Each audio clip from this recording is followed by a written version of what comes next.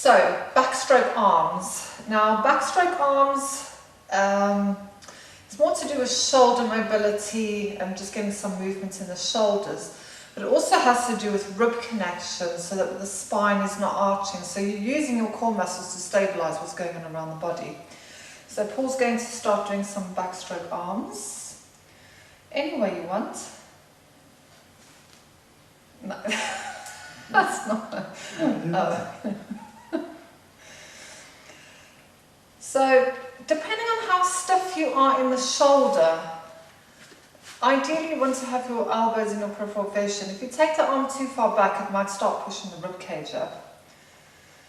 But the whole aim is to try and keep the shoulder from tucking in next to the ear.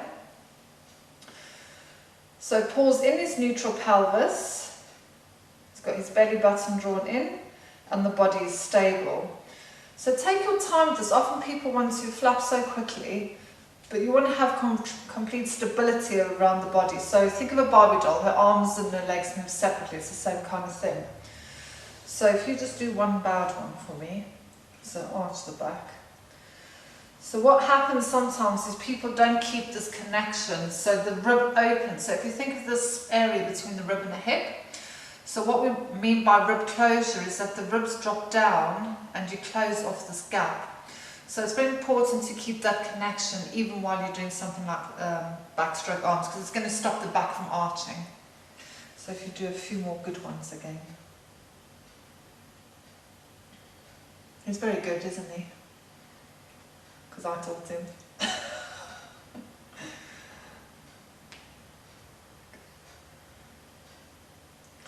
The more you try and focus on pulling on that, you'll actually feel that it restricts the shoulders slightly. So if you find this movement really easy, then you know that this is not solid. So that is your backstroke arms. Again, it's very good for body stability and a bit of mobility in the shoulders and stretching these muscles. So yeah, that's it.